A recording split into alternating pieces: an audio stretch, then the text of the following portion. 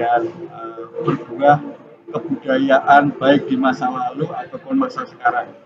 Kalau kemudian anak-anak kita itu sama sekali tidak mengenal sejarahnya, dikhawatirkan seperti yang saya sampaikan tadi, mereka tercerabut dari akar sejarahnya, mereka kehilangan jati dirinya.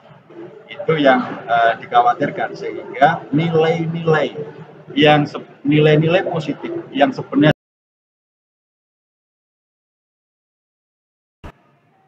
Halo, selamat siang. Pak Udi. Siang, Mas. Kita sekarang ini diskusi biasa, tapi saya tertarik ketika Mas Widi seorang sosiolog, tapi kemudian tertarik dengan masalah sejarah. Ini seperti apa gitu? Tertarikan seperti ini. Awal ketertarikan itu lebih kepada sejarah lokal, sejarah tempat saya dibesarkan. Selama ini di desa, pembicaraan mengenai sejarah desa atau penulisan karya sejarah desa itu masih sangat jarang dilakukan. Sementara bagi masyarakat desa sendiri bukannya tidak merasa penting terhadap sejarah, tapi sejarah itu lebih cenderung merasa puas ketika merujuk kepada narasi-narasi cerita rakyat, tradisi tutur, mitos dan legenda yang seringkali masih belum jelas verifikasi sejarahnya dan masih cukup rancu juga, sehingga butuh ada yang bersedia untuk menuliskannya sebagai oleh-oleh untuk generasi ke depan saya, agar sejarah itu bisa dimaknai secara lebih ilmiah. Jangan sampai nanti anak keturunan kita itu benar-benar kehilangan, tercerabut dari akar sejarahnya, kehilangan jati dirinya. Ya. Dan ketika kita bicara sejarah, di situ kan ada istilahnya ruang spasial, ya, ruang spasial. Nah, ruang spasialnya kita bisa ke sana mungkin melalui imajinasi mungkin ya. Itu bagaimana kita bisa bayangkannya, itu sangat sulit, tapi tergantung seorang. Ini sebagai seorang penulis sejarah bagaimana? Sejarah memang ada dua hal yang sangat penting, yaitu pembatasan aspek temporal dan spasial. Ada aspek temporalnya, kapan penelitian itu dilakukan. Kemudian aspek spasialnya batasan ruang yang itu ditentukan sebenarnya oleh pihak peneliti sendiri. Kemudian bagaimana kita bisa merekonstruksi masalah itu kan? Sebenarnya akan sangat didukung oleh ketersediaan sumber sejarah. Jadi semakin banyak sumber sejarah dari fragmen-fragmen sejarah yang ada, itu akan memudahkan kita untuk melakukan rekonstruksi dengan mencoba membayangkan kepingan-kepingan itu dalam sebuah bingkai yang terjadi di masa lalu. Kemudian juga sumber-sumber itu, kalau kita berbicara mengenai sejarah lokal, itu kan memang berbeda ketersediaannya dengan sumber-sumber sejarah nasional yang mungkin dari sisi literasi sumber-sumbernya sudah sangat banyak diperoleh. Maka memang mempelajari sejarah lokal, apalagi di level desa, itu harus benar-benar berupaya keras untuk memaksimalkan semua potensi sumber yang ada. Termasuk kalau dari pengalaman saya memanfaatkan juga tradisi lisan, tradisi tutur yang dilakukan, yang diturunkan dari bapak ke anak, dari generasi ke generasi, dan itu memang harus kemudian nanti dikupas, dikuliti dari hal-hal yang berbau mitos dan legenda, untuk kemudian menjadi salah satu sumber. Sumber yang lain, misalkan naskah-naskah kuno yang ada di desa. Kemudian sumber benda, sumber material. Ada benda-benda yang bisa menjadi sumber informasi, misalkan terkait dengan jejak sebuah pabrik Belanda yang ada di desa saya, ada pondok pesantren, ada masjid kuno, ada misalkan makamnya, rumah-rumah keprabon, rumah-rumah dari tokoh-tokoh masa lalu. Eh, dan itu juga ditunjang dari sumber di supradesa. Misalkan sumber-sumber tentang eh, kekuasaan supradesa yang pada waktu itu membawai kawasan di desa saya, termasuk sumber-sumber Belanda, sumber-sumber dari kabupaten, itu akan sangat memberikan gambaran tentang kondisi masyarakat yang terjadi di masa lalu. Apalagi kalau itu masanya sudah jauh dari periode misalkan masa Hindu Buddha, itu memang kami lebih banyak menggunakan konsep-konsep arkeologis untuk memahami benda-benda tinggalan masa lalu. Sebagaimana tempat kami itu setelah kami telusuri bersama teman-teman, benda-benda periode Hindu Buddha itu ada lebih dari 50 buah. Sesuatu yang selama ini tidak banyak mendapatkan perhatian, kemudian itu bisa menjadi pintu masuk untuk memahami apa yang kira-kira terjadi di masa lalu berdasarkan benda-benda tinggalannya. Ya, baik, baik.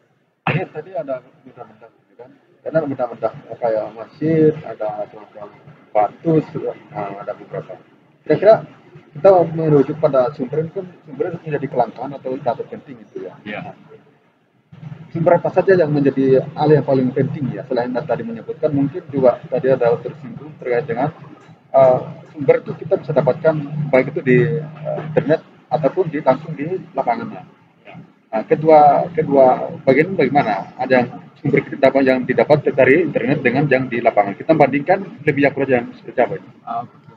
Kalau untuk membahas keakuratan sumber itu bisa dipilah menjadi dua tipe. Yang pertama adalah sumber primer, sumber-sumber sejaman yang diperoleh pada waktu peristiwa sejarah itu terjadi. Uh, Sumber-sumber sejaman misalkan kalau ada naskah kuno yang ditulis pada waktu periode tersebut, atau mungkin sumber-sumber yang dari benda-benda tinggalan masa lalu yang dari periode sejaman tersebut, yang kemudian itu bisa kita maknai sebagai sumber primer.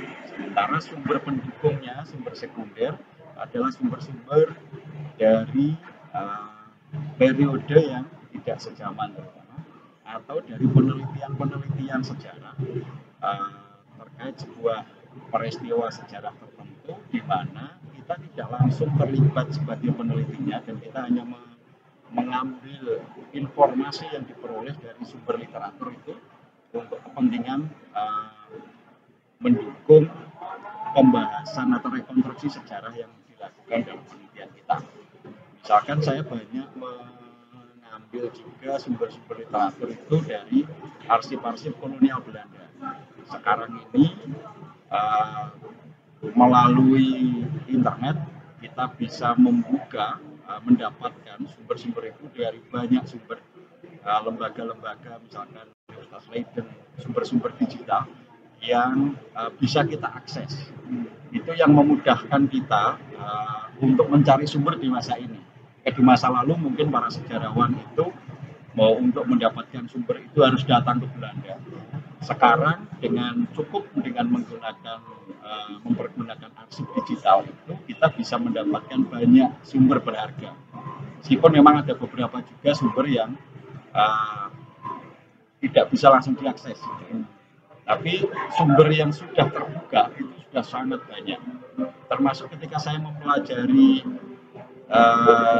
desa saya, itu ada puluhan peta-peta kolonial yang sangat detail, baik peta lahan pertanian, peta pemukiman, peta masjid, peta makam, peta hutan, peta aliran sungai dan segala macam itu yang dengan membandingkan dari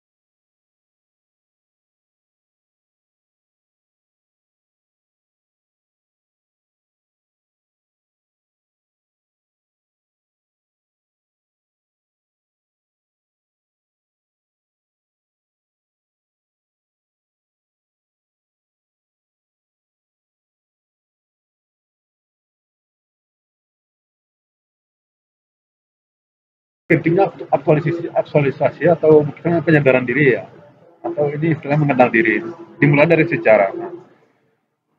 Ini penelitiannya mengarah ke desa misalnya. Sekarang substansi apa yang harus sebenarnya bisa dimiliki oleh anak-anak muda yang bisa istilahnya bukan terpengaruh dari arus globalisasi, tapi mereka punya konsistensi pertahanan seperti apa? Mereka harus bertahankan itu. Tidak mudah terpengaruh gitu ya. Iya. Ya, salah satu cara yang harus dilakukan oleh generasi sekarang adalah mereka juga harus mengenal sejarah daerahnya sendiri, sejarah keluarganya atau sejarah tanah kelahirannya. Itu akan memberikan karakteristik seperti apa sih yang dibangun oleh masyarakat leluhurnya di masa lalu, sudah ditanamkan oleh leluhur kita sejak zaman dahulu, menjadi hilang tidak berbekas, tidak bisa kita jadikan sebuah cermin untuk melangkah hari ini. Sebenarnya memahami sejarah itu bukan semata-mata sesuatu masa yang sudah berlalu, tapi memahami sejarah arti pentingnya adalah bagaimana kita memahami masa lalu untuk kepentingan kehidupan kita di masa sekarang dan untuk kehidupan kita di masa yang akan datang. Bagaimana banyak peristiwa sejarah masa lalu yang diantaranya kita bisa bercermin untuk mengambil hal-hal yang baik dan meninggalkan hal-hal yang negatif. Harapannya memang kehidupan kita sekarang dan masa depan itu akan berjalan dengan lebih baik lagi. Baik. Nah, jadi kalau kita melihat sejarah. Tadi ada menyebutkan sejarah di situ ada pergulatan dengan tokoh-tokoh agama, ya, terus tokoh-tokoh lokal. Nah, agama sendiri itu juga datang dari luar. Nah, kadang-kadang kontradiksi dengan budaya lokal. Ini bagaimana menyatukan dan kadang-kadang kita tidak sengaja dari agama luar itu juga menentang misalkan tradisi agama. Ini bagaimana menyatukan kedua. Sebenarnya kita juga belajar dari masa lalu terkait bahwa masyarakat di tempat kami, secara umum masyarakat Jawa, adalah orang-orang masyarakat yang sangat adaptif tapi juga responsif. Mereka mudah menerima pengaruh-pengaruh dari luar, dibuktikan dengan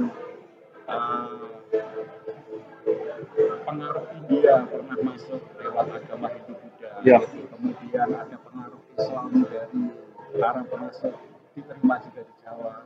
Akan tapi dari semua pengaruh tersebut ada hal-hal yang tidak serta-merta diterima dengan mudah. Ada proses adaptasinya, apalagi hal-hal yang berkaitan dengan kepercayaan. Kepercayaan itu selama ada nilai-nilai yang sama, itu akan cenderung bisa diterima, tapi dalam posisi yang terakhir lebih lambat dibandingkan misalkan pengaruh teknologi yang berkaitan dengan kehidupan mereka. Ketika ada teknologi baru akan begitu mudah mungkin beradaptasi, tapi apabila berkaitan dengan agama, sejarah menunjukkan ada proses yang diseleksi juga.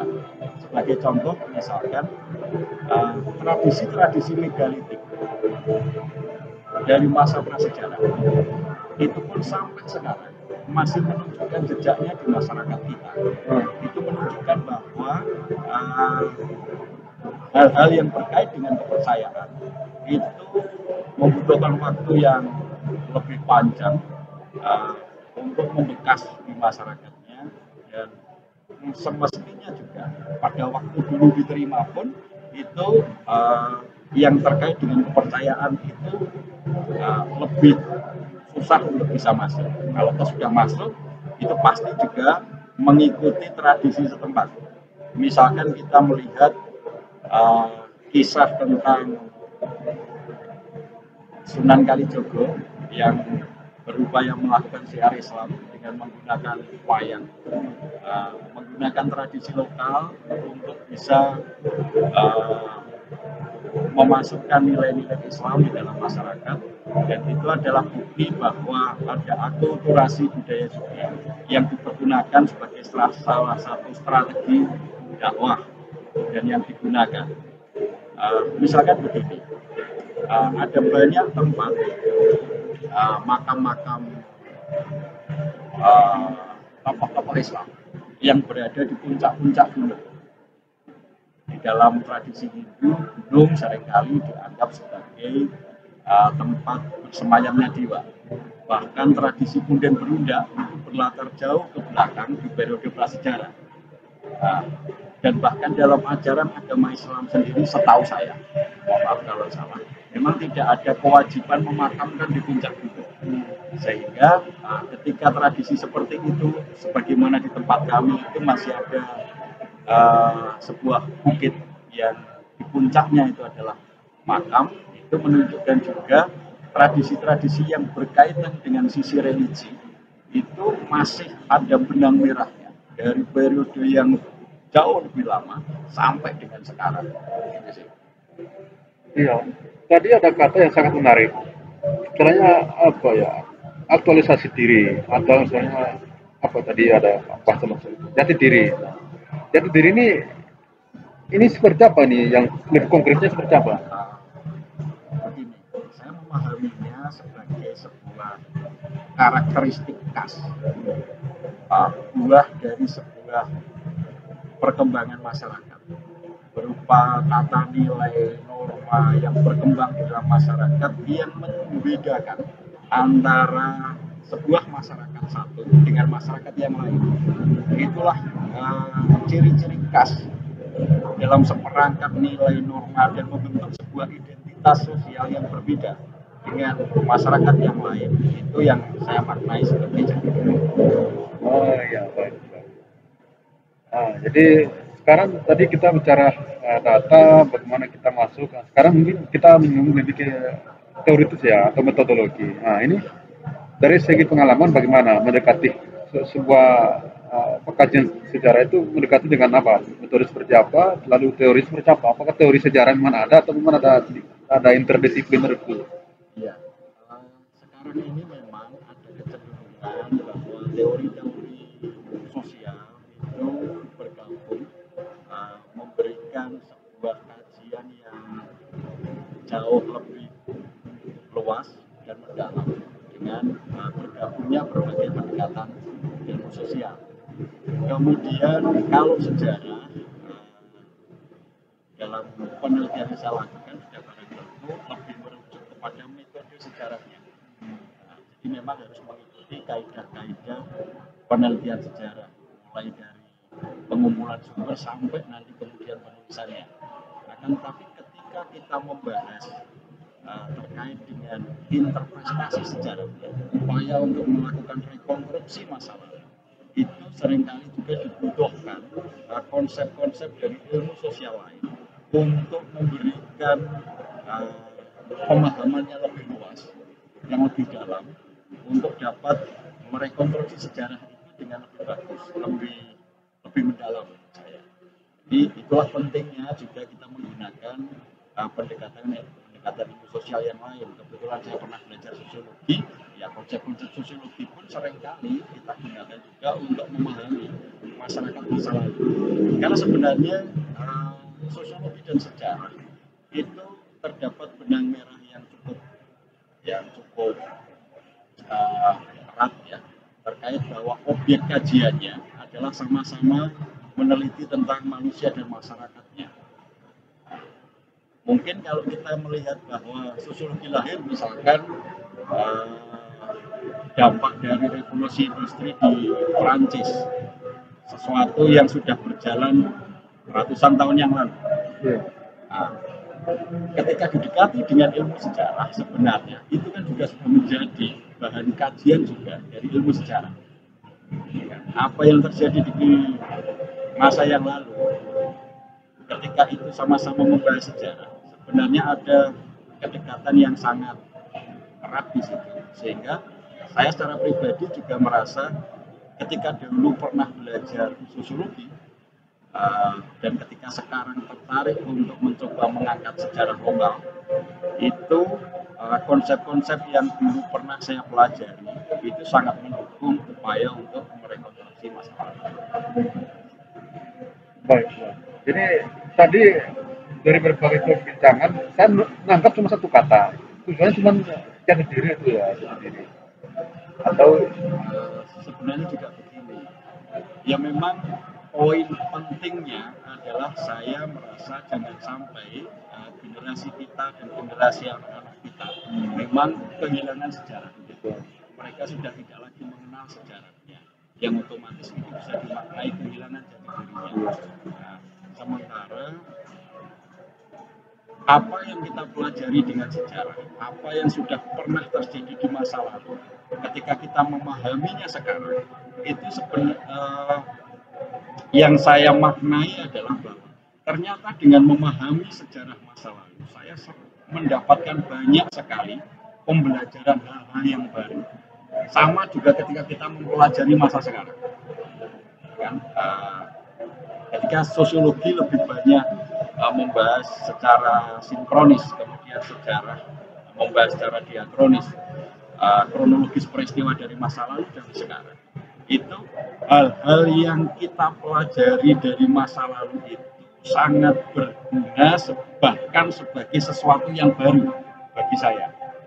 Maka ternyata mempelajari sesuatu yang baru tidak harus dari saat ini, kita juga bisa mempelajari banyak hal yang baru juga dari masa lalu, bahkan termasuk teknologi masa lalu, kearifan lokal masa lalu, yang sekarang sudah banyak tergerus gitu ya, arus urbanisasi. Bagaimana nenek moyang dulu sangat menghormati mata air misalkan, itu sekarang lebih banyak dilihat sebagai karena faktor ekonomi. Sementara dulu memang itu sesuatu yang sangat berharga. Sehingga sekarang kalau kita belajar nilai-nilai positif yang kita pelajari dari masa lalu pun akan dapat berdampak hal-hal yang lebih positif untuk kehidupan kita masa sekarang. dan jati diri ini apakah dari perspektif seorang kajian sejarah bisa melihat sekarang seperti generasi milenial ini, apakah ada bau-bau jati diri itu ada tidak seperti itu kalau melihat sekarang? Sudah barang tentu ada bahwa apa jati diri masyarakat saat ini itu kan adalah buah dari sebuah proses yang panjang berakar dari masa lalu. Maka memahami masyarakat sekarang itu akan jauh lebih paham kita ketika kita juga mempelajari jejaknya, perkembangannya. Ada sisi-sisi yang berkembang, ada sisi-sisi yang berubah, ada sisi-sisi juga yang bertahan dari masa lalu sampai dengan sekarang. Jadi ketika kita mau melihat jejaknya sekarang, ya sisi-sisi yang bertahan dari masa lalu itulah bisa kita lihat sampai dengan sekarang. Terkait dengan perubahan sosial, tidak semuanya berubah. Ada hal-hal yang juga bertahan, dan itu juga salah satu sisi yang dicoba dikupas oleh sejarawan untuk memahaminya, mana yang berubah, mana yang bertahan. Dan ini apa ya, pertanyaan terakhir ya, pertanyaan terakhir. Apakah Mas Widi bersedia misalkan ada sebuah kesempatan untuk istilahnya ada lembaga tertentu ingin kolaborasi misalnya kerjasama atau kajian lab tertentu misalnya di suatu daerah, tidak hanya di daerah Mas Widi tapi misalkan di luar pulau misalnya, apakah bersedia gitu ya, karena ini istilahnya punya jiwa yang baik untuk mengeluarkan sejarah ini. Sebenarnya saya sebuah proses panjang juga bagi saya, diawali upaya untuk memahami kisah saya, kemudian tahun lalu mendapatkan kesempatan untuk mengikuti penulisan sejarah di Kemendikbud, kemudian menjadi jalan juga untuk diundang mengikuti sertifikasi, sesuatu yang sebenarnya tidak menjadi tujuan jadi, sesuatu yang mengalir. Ketika kemudian saya mendapatkan lebih didasari oleh sebuah hobi, akan tapi karena ini sebuah hobi, ketika kita bisa membantu atau bisa berkolaborasi atau bekerja sama dengan pihak lain untuk yang berkaitan dengan minat saya sudah pada tentu kita akan bersedia. Oh ya, baik. Jadi Mas Widi ini kan tidak dibiayai dari lembaga manapun, tapi punya semangat berapi-api. Bagaimana semangat ini bisa disimpulkan dalam beberapa slogan, satu slogan aja gitu ya. uh, bahwa apa yang memahami saat ini secara lebih luas akan menjadi membutuhkan juga pemahaman masa lalu. Iya, iya. Jadi artinya bahwa konsumsi sekarang itu juga sebenarnya dia hasil dari sejarah gitu ya. Iya, apa yang terjadi sekarang kan produk sejarah. Nah, ya. Terima kasih. Kalau ada pertanyaan lebih lanjut kita nanti berbincang lagi. Ini sementara ini sampai cukup di sini. Terima kasih. Ya, terima kasih. Dan berbuah kebudayaan baik di masa lalu ataupun masa sekarang. Kalau kemudian anak-anak kita itu sama sekali tidak mengenal sejarahnya, dikhawatirkan seperti yang saya sampaikan tadi, mereka tercerabut dari akar sejarahnya, mereka kehilangan jati dirinya. Itu yang dikhawatirkan, sehingga nilai-nilai yang nilai-nilai positif yang sebenarnya